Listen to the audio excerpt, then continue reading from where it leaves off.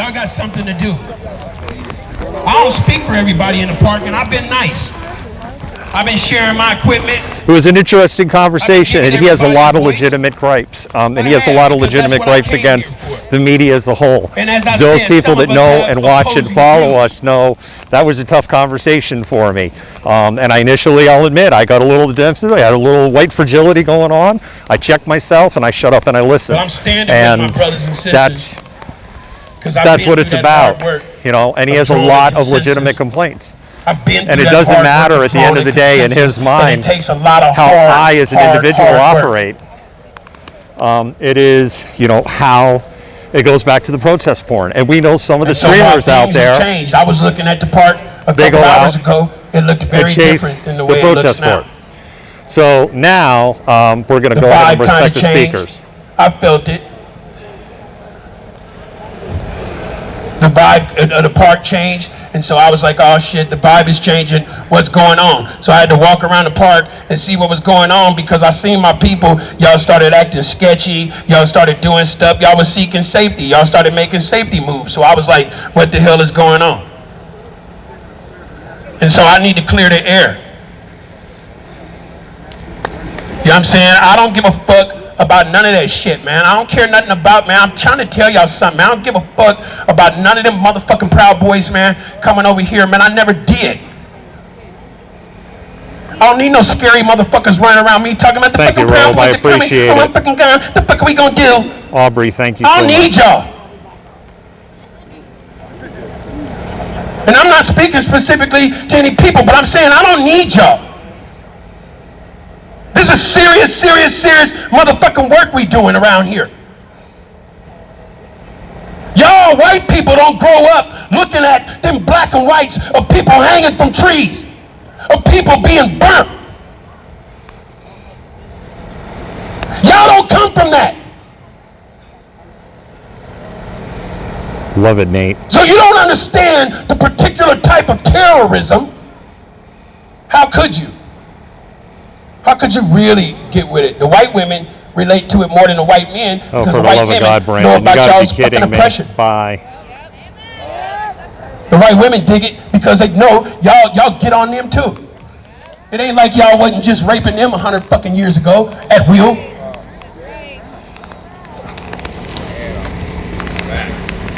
You know what I'm saying? So that's why it's a whole bunch of white women here. You white men scared. You know what I'm saying? You're gonna lose your position at work. I already dig it. I already know. I already know. Now you got sisters here that came out here, but they can't say the type of stuff. They can't be themselves in the office.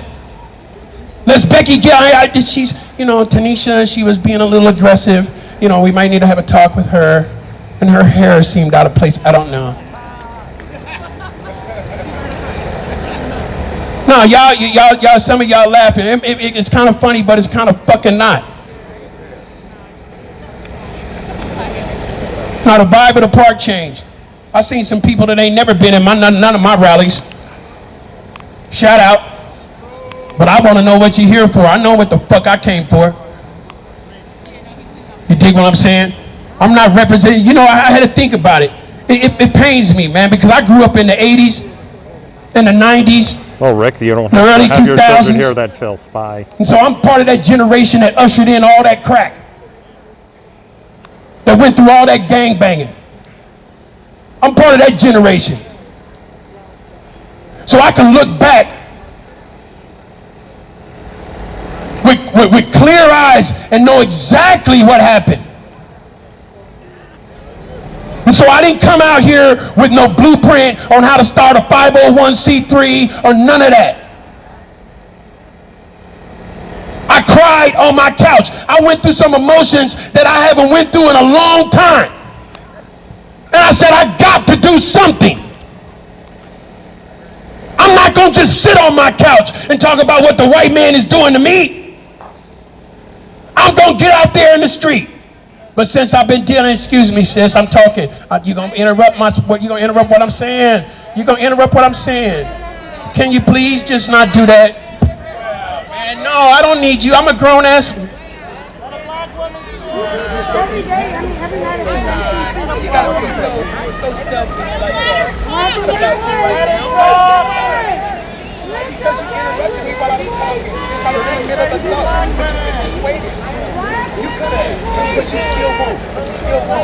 People have been waiting. It's still my shit. You got black people that have been waiting. I just want to finish. Actually, my Nate, thought. I have a bunch of and mods. I'm not, There's no way I can do it all. I get this, right? Because people don't like what the fuck Jamal is saying, right? People don't dig what the fuck I'm saying. And so this is the part that I want to avoid. You know, like my whole vision for coming out here, and again, I'm following the blueprint of Dr. Martin Luther King minus the turn the other cheek part, right? Because I'm not letting no white boys beat up on me. You understand what I'm saying? But I'm coming with the non-violent message like, hey man, check this out. Slow down, bro. Slow down. You don't even know what the fuck you're talking about. But I don't say it like that. I just say, hey man, can I ask you a question? Are you racist? Most of the time, most of them say no. I say, hey man, do you look at that George Floyd video? Can you see anything wrong with that video? Yeah. Well, we agree on that, man. You like safe neighborhoods? Yeah, I like them too, man. You want your kids to go to the park and walk back to the park safe without being raped, without stepping on a needle, without doing none of that? Me too, bro. Me too. You know what I'm saying? I just, you know, if you know there's something wrong with that video, yeah, that's what we're trying to change, man. We don't, later for all that other stuff, we can talk, we've been arguing about that for 100 years, bro, but we're talking about some other shit, humanity. Humanity, and you know that you agree, you know that that's right. Now, I've seen nonviolent language work. I'm not proud to say that as a result of my participation in the war on drugs, I had to suffer the consequences of going to the penitentiary. And when you are in the penitentiary, there is a different type of hate. There is an extreme level of hate that is very dark, that is very evil. And when you stand next to it, your skin crawls because you know you are standing next to something dark. I have seen way too much violence.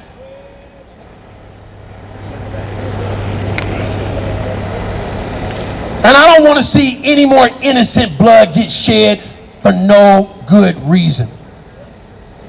For no fucking good reason. And I just don't even understand how a motherfucker is going to argue at somebody for saying whatever the fuck they want to say. I'm saying Joe Biden, this motherfucker saying Donald Trump, and we want to sock each other in the mouth. Yeah. You know, they want to come over here and they shout it down. And y'all can talk. I will shut the mic down and you can talk on the bullhorn. How about that? I'll just shut the mic down and I'll be quiet and you can talk. How about that? That's crazy? Is that wrong? If it's wrong, I'm just saying that before the way she interrupted me. Everybody else came and did something else different. Everybody else came and did something different. I'm going to tell you like this. I'm going to shut up and she can talk. And she can talk. How about that? I'll be quiet and she can talk. You know what I'm saying? But she ain't talking on my mic.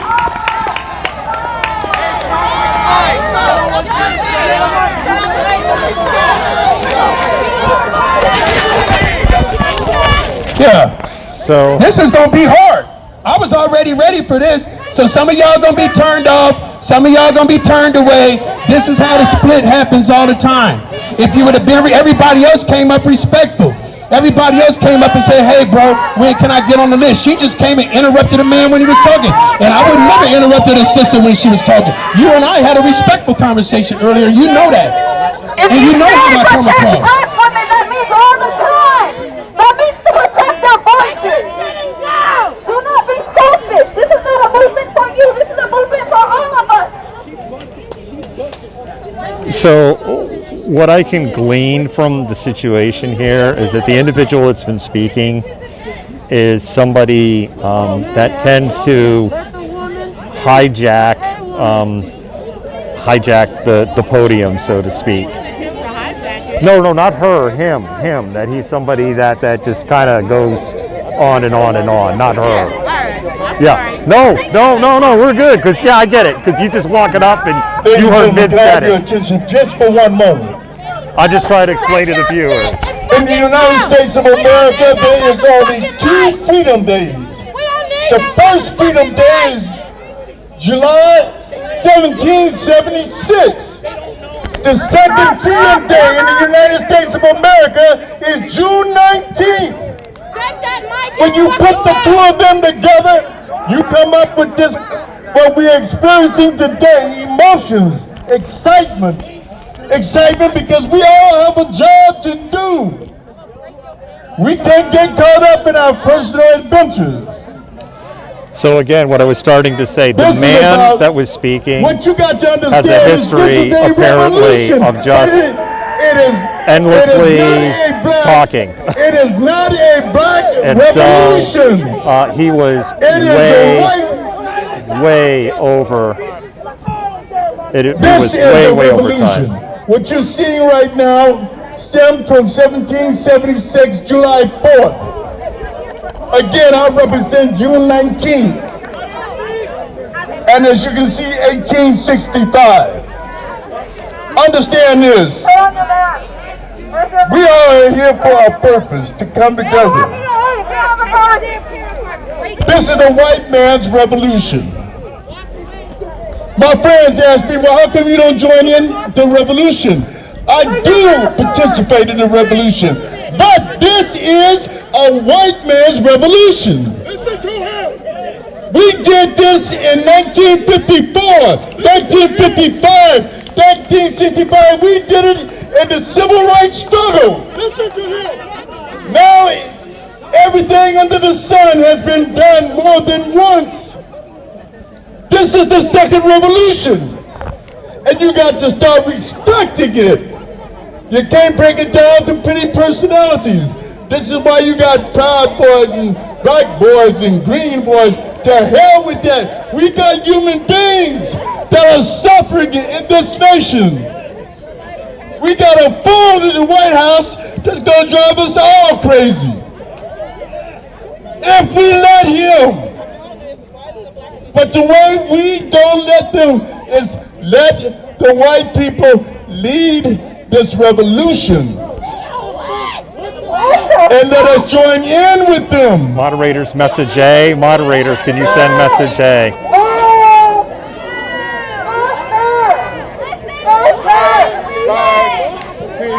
So, it's so easy to say, it's so easy to find, it's so easy to say fuck you, fuck that, instead of us coming together. I know it's hard, because I'm frustrated.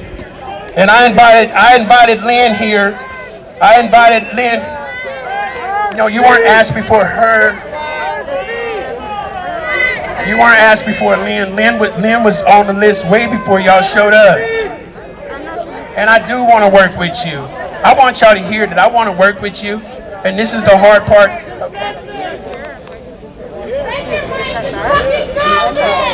Can we all get over this side? Next, here we go. Next, punchline. I want to just have a moment of silence. My name is Lynn James. My native name is Howlak Kawi. Tukashla. Just give me a moment. Tukashla, I ask that you come. Our ancestors to come and touch every spirit, every family represented here today. I want to thank you, Creator, for all our elements. The sun, the moon, the air, the fire, everything that you've given us today has provided us with everything we need to walk on Mother Earth.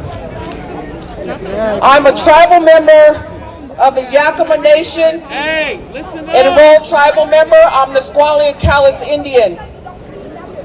I'm the great-great-great-granddaughter of Chief Kamiakin, who signed the treaty of 1855 and led the Yakama War, where he gathered the Oregon tribes and the Washington tribes to go up against the government to fight for our tribal lands and our water rights. I'm also the great-great-great-granddaughter of the Mary Kiona, who brought the first Europeans down the Cowlitz River, who was our medicine woman, who lived through about 4 pandemics. Okay? Thank you. What I know is that if she could live through all those pandemics, we could make it through this COVID. And all she had was medicine from Mother Earth to heal our people and to save them from smallpox. I have a lot of things on my heart today, but there's certain things that our people do. One thing we do is we honor our warriors. If there's any veterans here today, I want to just thank you for your service, for laying your lives on the line to protect our lands. A lot of people don't know what that means. I want to honor my other Native brothers. I see them here in the audience. Thank you for being here.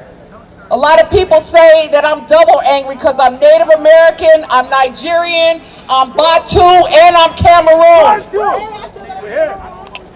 And I'm also Aztec. So I'm connected to a lot of different medicine.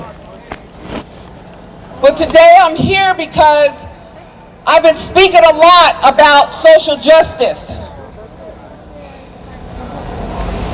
A lot of people know that in July 2nd, 2015, the New York police killed my nephew, Anthony Paul II, and they're trying to settle with us for $25 million.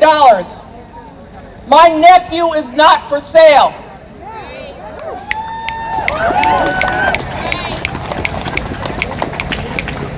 I'm also standing here, and I need you to say this name.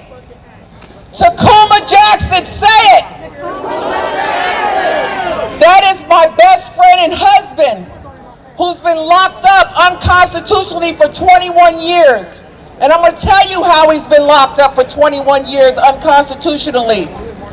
April of 2020, the Supreme Court of the United States said that any of us that are locked up non-unanimously, the Ramos versus Louisiana case, that it was unconstitutional.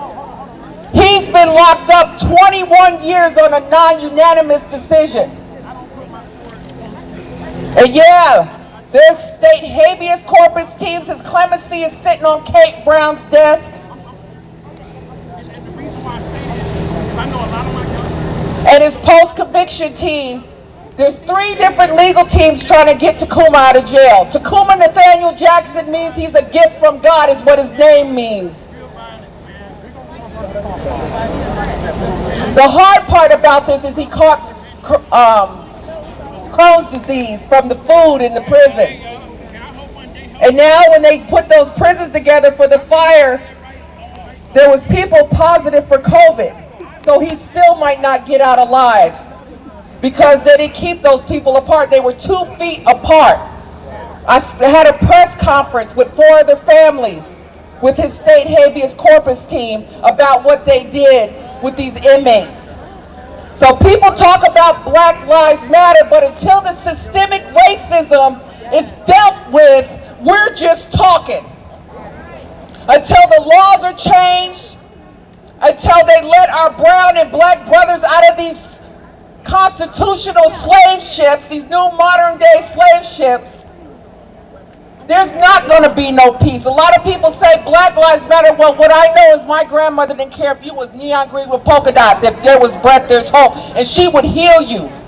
It's about all of our lives mattering. Each and every one of us, regardless if you're neon green with polka dots. But we know that the United States has been unjust to a lot of different groups of individuals. And reparations need to be paid. This ain't rocket science. I want to talk to my two-spirited people. Before the missionaries came, you were our medicine people. You walked in both roles, men and women. You kept our culture alive because you was able to teach the women how to gather and how to take care of our children, but you also were able to teach the men how to hunt and fish. There's nothing wrong with you. The missionaries, when they came, they pushed you out.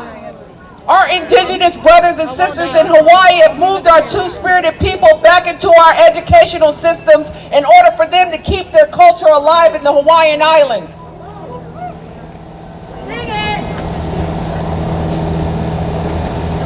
A lot of people ask me, why don't you salute a flag? I'm going to tell you why. It's not that I'm not unpatriotic. What it is for my people is those stars represent all the land they stole from my people. The white represents the color of the skin of the people that stole it. The red represents the blood of my forefathers. And the blue represents the coats they wore to take it. That flag is painful for me to see, because it represents what was done to my people.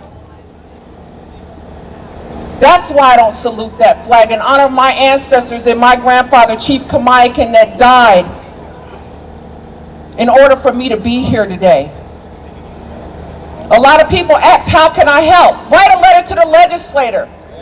Hold them accountable. Don't be voting people in because you like them. Vote them in because they know how to do the job. Don't vote them in because of the color of their skin. Vote them in because they're qualified to do the job.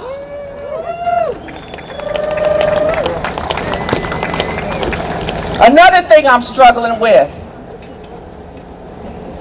is a lot of things are going on. People are threatening people's homes that have flags on their houses. I'm real clear, I'm okay with standing up for something, but at the end of the day, it's not okay to hurt people to do it.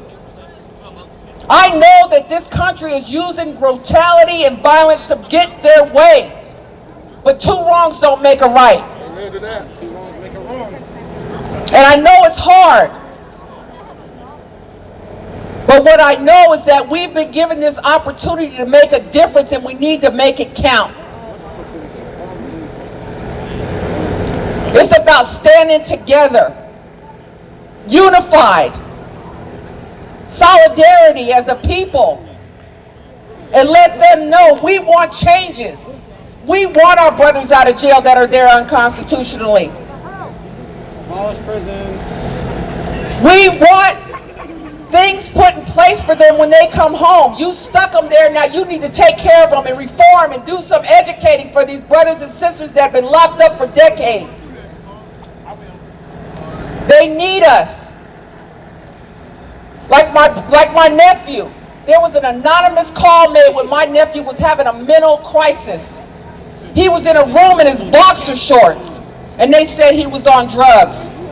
These police used a chainsaw on a 29-year-old boy that was having a mental crisis, and they killed him and tased him. They did a talk screen, wasn't nothing in his system.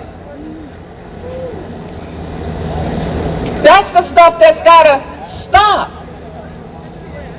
I think a lot of us is just trying to be able to walk and breathe. A simple thing that a lot of people of color in the United States has not been able to do.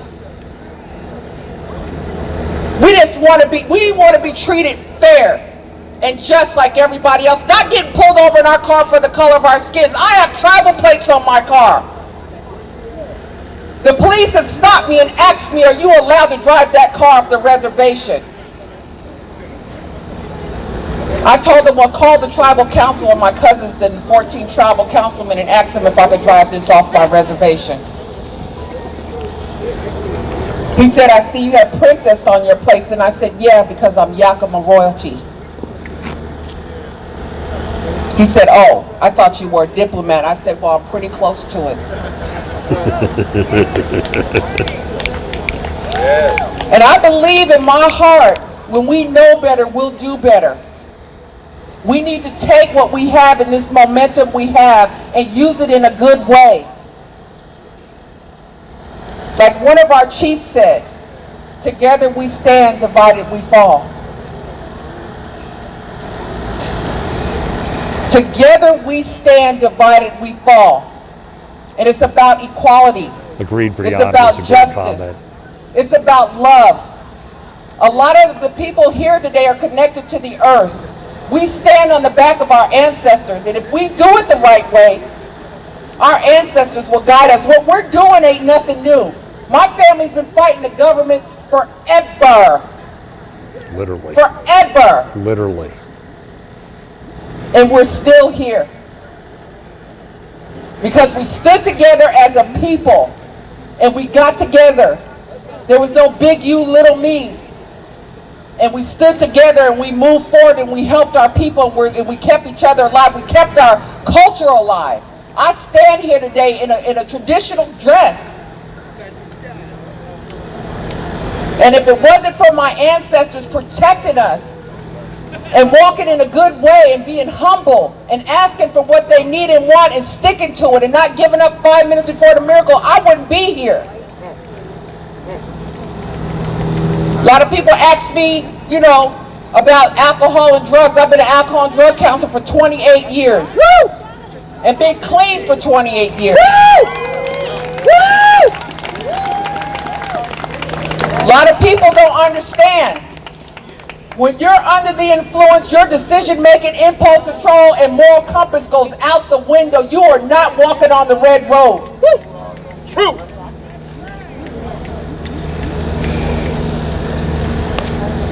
You could do whatever you want, but at the end of the day, if you're an indigenous person standing here, my native brothers and sisters, walking on the red road is not about that.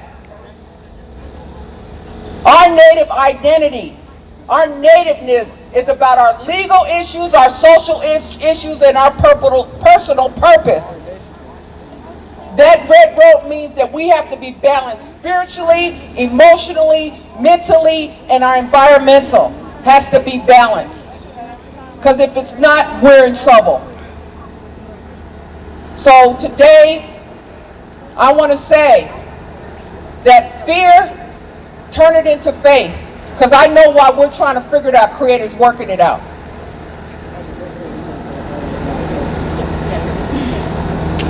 I want to thank each and every one of you today that are out here and standing up for what you believe in, because it takes a lot of courage.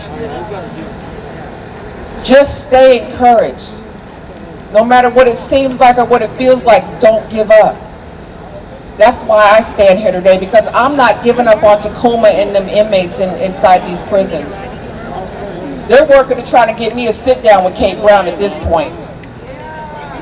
Because I need them free, as they say in Amistad. And I say that with conviction because I had a house in Busumbala for 5 years. Yeah, I went to Africa. And I'm going to tell you now, that's the big lie. They always show us pictures of Africa with people with bones and no electricity and huts. I'm here to tell you there are mansions in Africa. Homes with marble floors. Full bathrooms. Our kings and queens are walking around with their nails done just like us. They say it's a third world country. Well, I'm here to tell you there are reservations right now in the United States that don't have no running water and electricity. Truth. Are we a third world country? A lot of people don't know that because they ain't never been down to the reservation. Truth. Some reservations don't have the things that y'all use every day, like running water and electricity. 1/3 of the Navajo Nation here. have no We're running still water. Fighting. 33%. So I want to tell you, welcome to the club, people. Welcome to the club. We're glad you're here, and we're glad you're sticking and staying. All my relations, I hope. Walk in peace. Wow. Thank you, thank you, thank you. Over 40% of people on the Pine Ridge Indian Reservation in South Dakota, the poorest county in the United States, are homeless. Is everybody relaxed out there? Comfortable? Well, I got to say, let's do this. Let's go. With my friend Jason. I'm feeling standing up for 6 hours straight. Well, I didn't stand up 6 hours I'm not going to be but before you guys long. it. I'm just here to bring the truth. It seems like no one's bringing the truth to you guys today, so I'm here to bring the truth. I'm not here to downgrade nobody's speech. But yesterday on the news, Oregon was declared a national emergency. That's right. This national emergency came to us a long time ago, like a month ago, when a certain Proud Boy was put on the spot about still being in Oregon, and he's supposed to leave back to Hawaii today. He said today, a month ago, before he leaves back to Hawaii, he's going to start a national chaos in Oregon. Today is the 26th. The day he's supposed to leave tonight. Last night, a national emergency was declared in Oregon. I bet you're wondering why people are running around in this park with guns. That is why. Because Oregon is under a national emergency. Just like the virus was burning up everything, every black person is not safe today in Oregon, in every single park. I am here to support my black people. Why? Because black lives matter. Don't let me know. I asked everyone to get you a friend. Don't leave your friend and walk the streets of Oregon today alone. There's been a national emergency declared. Aubrey, I've spent time at Donald Trump is not right. I'm not going to slander him today, but we all know he's not right. He needs out of office. Well, I don't know. Who is this clown? You say your name We is are M.A. Allen. forced You to self-identified. have to vote. We shouldn't have to vote for no one. Bye, M.A. Allen. This country is the land for freedom and justice for all. Why should we have to vote for one person we don't even know? We should be able to vote for everyone to run the country. I mean, why put the responsibility on one person that was born from a mother just like you, just like you, just like you, just like you, just like you? What makes that one person so special? We don't even know him. But he got the right to call shots. He got the right to put a curfew on everybody. He got the right to say, you're under arrest for this and that and that and that and that. Who gives you the right to make laws and hold a complete nation under those rights? God did not say one man will come to earth and lead all the people after Jesus. God said all men were created equal. I'm gonna go ahead and say I'm an abolitionist. I'm an activist, but I'm an abolitionist. I think, and I clearly understand the law, when a nation is being treated unfair and cruel and subject to cruel and unusual punishment, that nation can overthrow the government. This government is proven that it needs to be overthrown. It does not have any care and concern about black people. Black people are human, just like all of our allies that has came to our rescue, and we appreciate y'all. I'm not gonna slander you for chasing a truck that almost ran and hit 10 people in our peaceful protests. I commend you for trying to get that license plate number or get a picture of that idiot's face. Understand this, people. Every single protest, whether they speak aggressively or whether if they want to speak peacefully, every protest is not a peaceful protest. A protest is because we are fed up,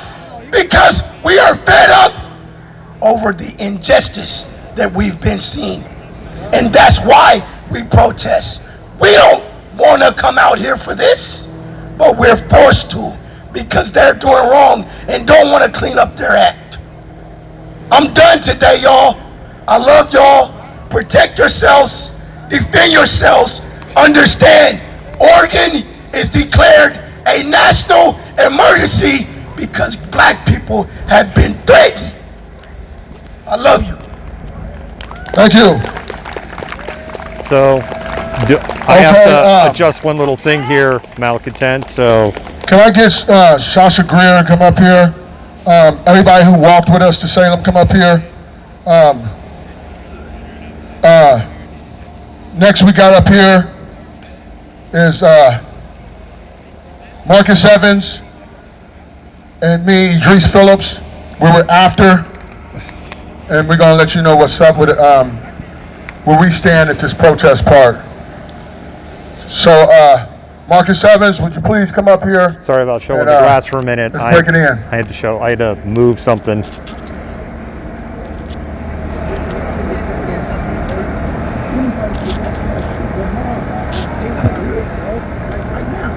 I couldn't help but notice it was a little bit cut off, so I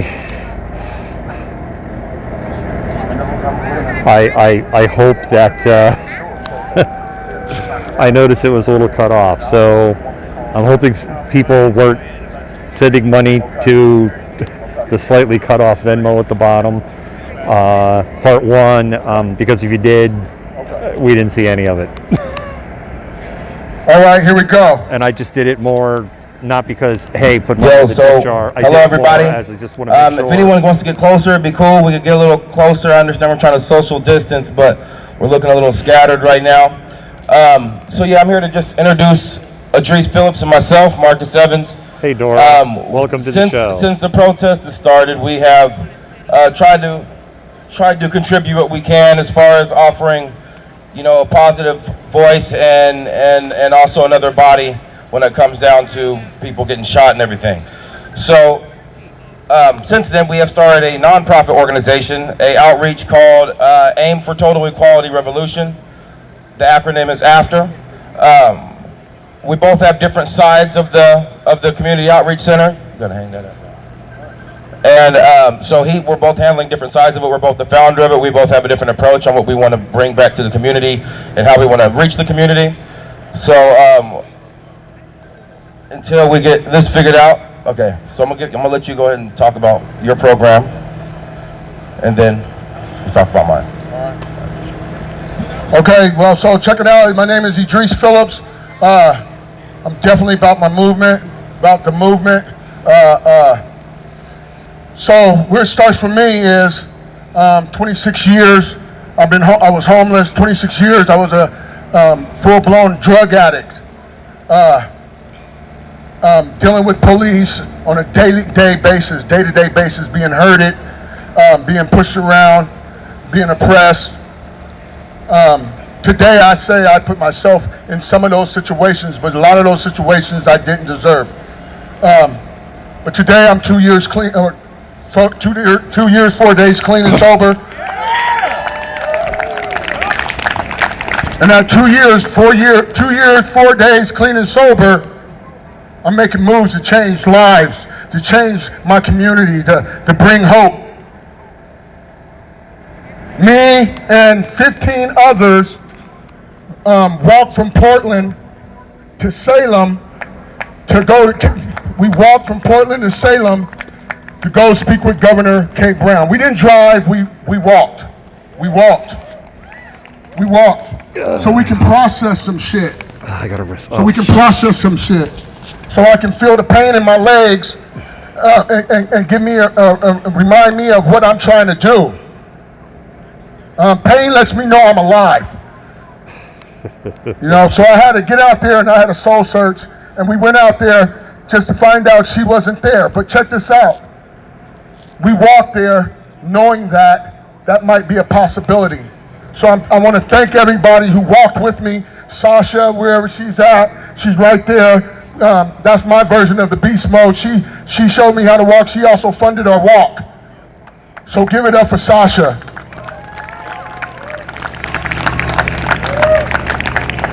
Now my program that we're working on is called After Aim for Total Equality Revolution. I'm just a small part of the program. The other half of the program is right there with Marcus Evans.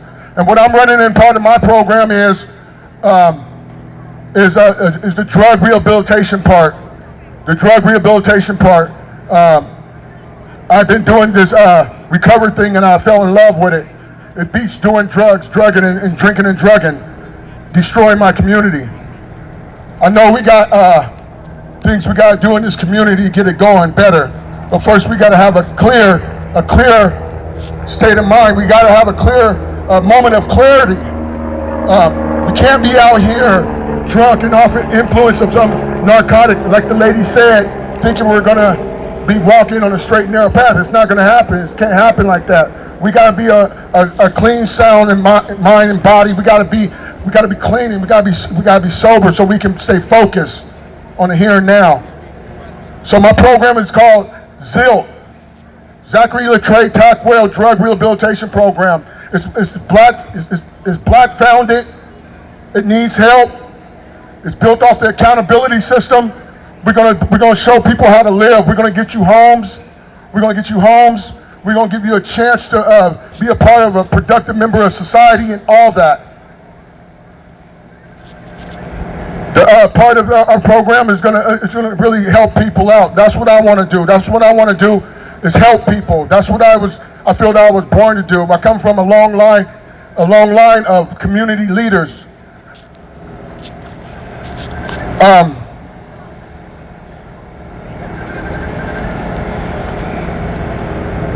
gonna let people know where I stand with the violence. I don't stand with violence because I've been violent all my life.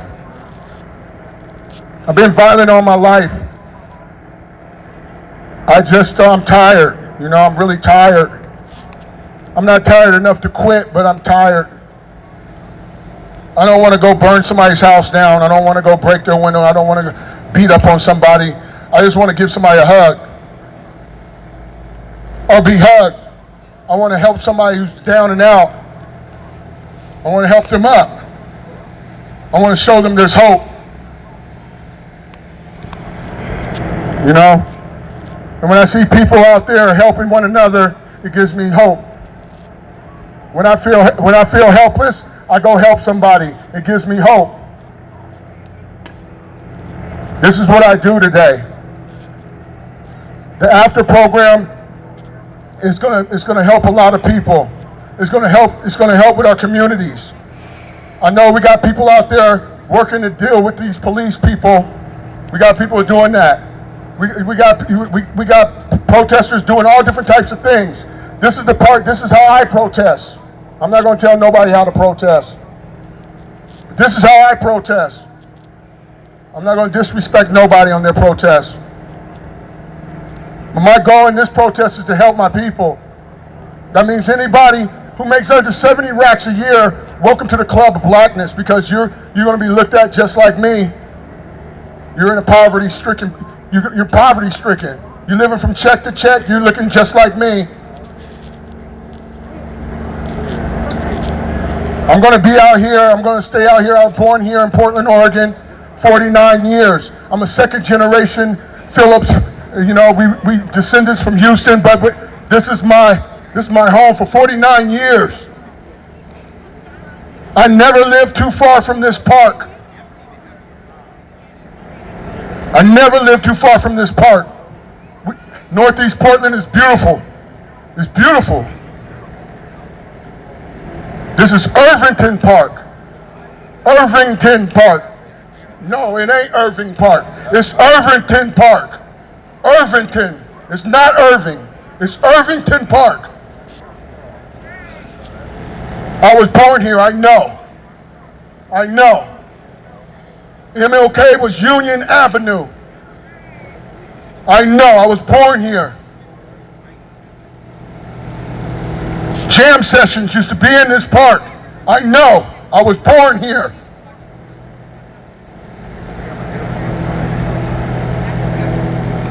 Our home is beautiful. It needs rebuilt. This is a black community, Northeast Portland.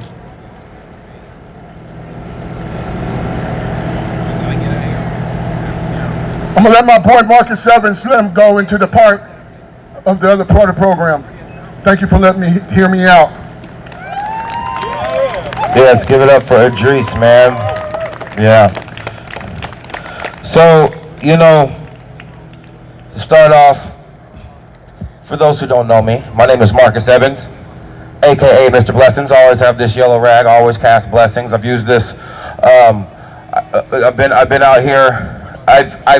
The first day of the protest, when everything was getting burnt down downtown, as far as all the banks and everything, I randomly fell upon that on my way home from work.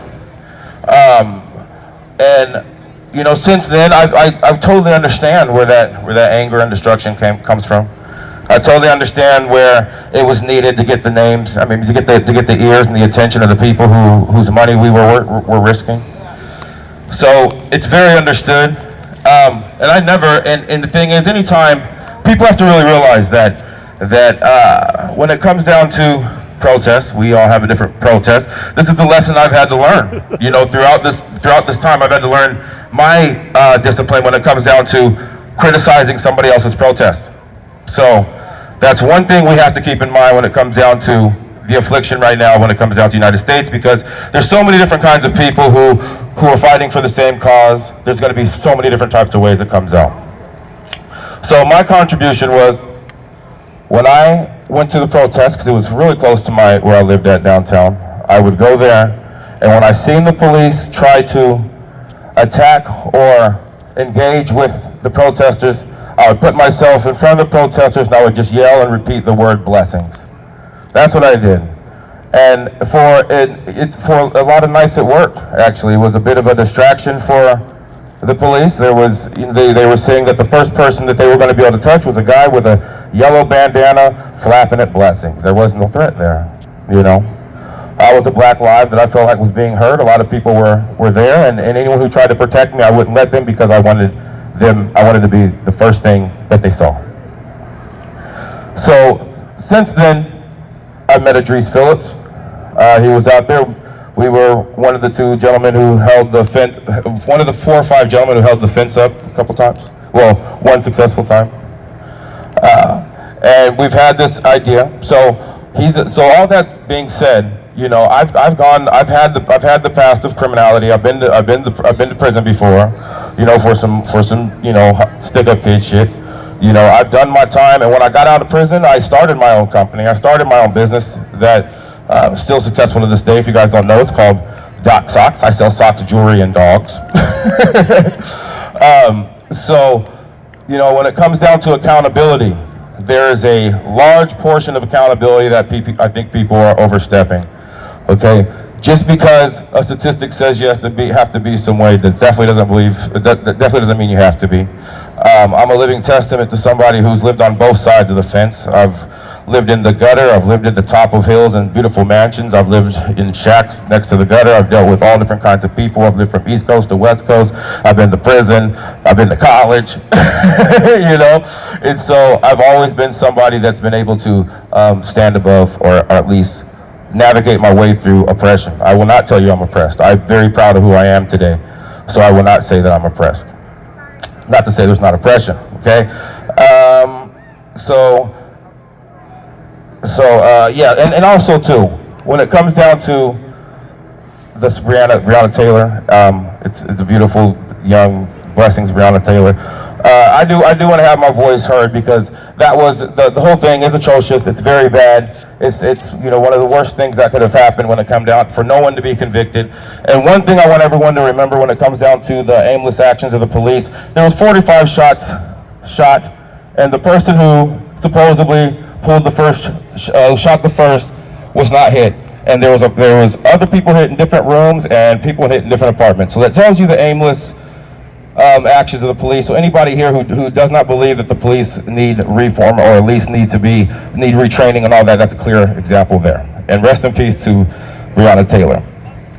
So my part of the program is going to be focused on community outreach. It's going to be focused on, after the people finish his program, if anybody's interested in any job training or any business training, that's what I'll be offering in my half of the program. We're going to be doing outreach when it comes out to local community businesses, locally owned businesses, black businesses. We're going to try and do some kind of the restorations when it comes down to Oregon. We're going to be doing a lot of homeless outreach or houseless outreach. And I think a combined effort between those two ideas is what's going to bring something beautiful to the table.